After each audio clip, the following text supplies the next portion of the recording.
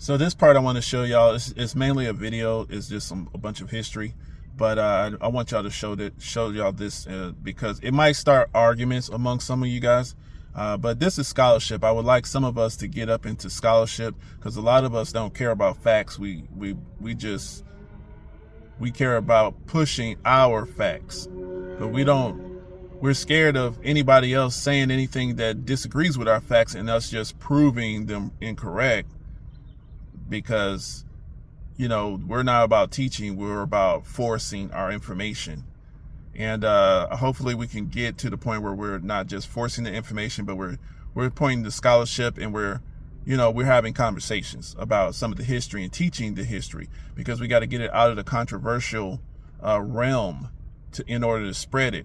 If y'all don't get this information out of this argumentative, controversial stage, then it's going to be harder to spread and for people to accept. So that's what I'm doing this for. Let's try to get some scholars in here, and let's try to take a more civilized tone to this information, because it's actually factual information. So now I want to introduce Dr. Arwen Smallwood. He's a professor at North Carolina A&T. He's a history major. Once you understand what this man has put out, then you will understand he's not controversial. He's not, I guess he doesn't want to seek the limelight or whatever, but if more people understood this, then everybody would understand that the FBA people are an indigenous people to North America. Go ahead and get the full context by going and find his stuff. That's why I'm highlighting him. But the thing is, this should be common knowledge, okay? Because what's happening here is you had a group of Native Americans during the war. This was a big war, okay, during the colonizing era, okay? This is before the United States, okay? This is why we're foundational. But there's a big giant war over years of war, okay? There was a group of indigenous people who were anti-slavery, but then there was a group of indigenous Native Americans who chose to be to succumb to slavery and to be pro-slavery. Okay, those are the ones. Most of those are the ones that we see as, and they're trying to force be as natives now. Notice you don't get too much history from them. We don't hear shit about them hardly. We don't hear shit about what they've done in the historical past. They don't tell us anything about what's happening before Columbus.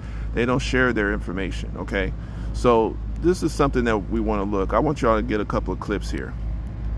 Their allies, the Hatteras, the Cape Fear Indians, that are in eastern North Carolina. These Indians all tend to be opposed to the institution of slavery, because so many of their women and children have been enslaved and mixed with Africans. And so they are going to engage in a great war, a great military campaign against the whites to end their expansion and their colonization of their homeland, and to basically push them out.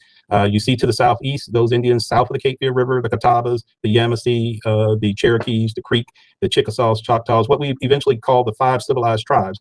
They were all actually slaving Indians. They all actually owned slaves and forced marched slaves out to Oklahoma when they moved to Oklahoma after Indian removal. But they are involved in the Native American slave trade, and later in the capturing of runaway Africans throughout the 16 and 1700s. In fact, the Timucua Indians that you see down here in Florida in the Appalachians were completely decimated by the Cherokees and sold off into slavery to Charleston, South Carolina, and shipped to the British Caribbean. So slavery had a very negative impact, not just on North Carolina and Virginia, but on the Deep South as well. And we still see lingering and lasting effects of this institution on not just African people, but Native peoples as well. Next slide, please. And now I need y'all to understand that he's just documenting one region of the war. Okay, remember in that book with King Philip's War with the Wampanoag, there was a whole nother war up there, kind of a little bit prior to this. The Wampanoag was the first ones to get the English and the Pilgrims and stuff. But this war, was the Tuscarora, which was the largest band of Native Americans in the colonies here. What they call the colonies, but over here in America, North America. Okay, so this war thing, this selling people and mixing people, forced race mixing thing. So this map shows the villages, the Tuscarora villages in eastern North Carolina, just at the start of the Tuscarora War, and the roads leading into to the southeast to where the southeastern Indians are. Next slide, please. And again, these are the Native Americans that were in alliance with one another against the colony of North Carolina during the Tuscarora War. Indians, all of whom were of mixed ancestry, African Indian white ancestry, and they create a confederation that will fight against the white settlers who are trying to expand into their territory and to enslave their people. And this is the Tuscarora War Council, with their whites there, John White.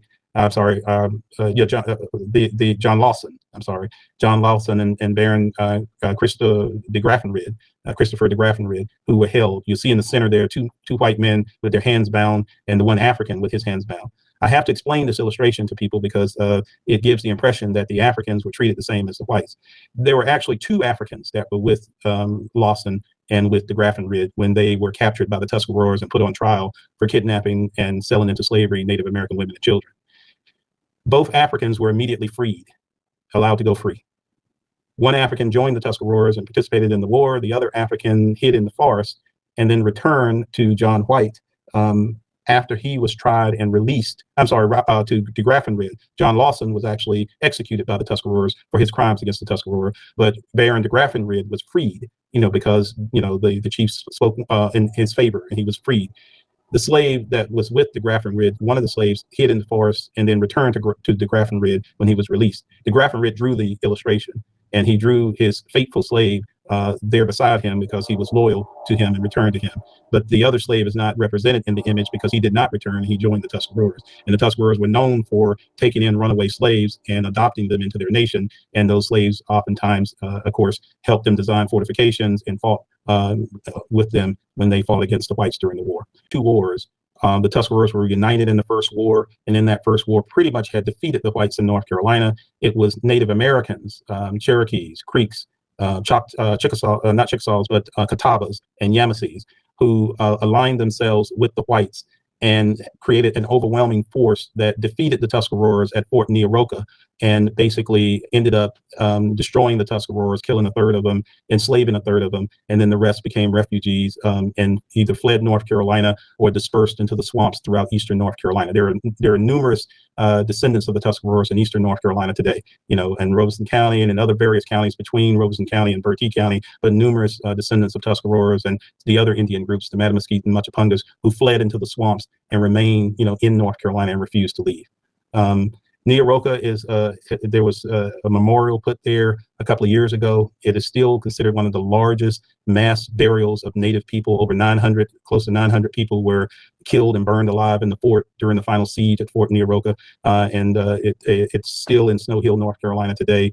And a memorial to those people who were killed in that battle was put up a couple of years ago, which I thought was a wonderful thing to talk about, what had happened in terms of the sacrifice that Tuscarora people had experienced during the Tuscarora War. It leads to what we call the Tuscarora diaspora, because even though there were many Tuscaroras that stayed in North Carolina as refugees in their homeland, fleeing persecution and violence, others left North Carolina and settled in a host of places. Next slide, please.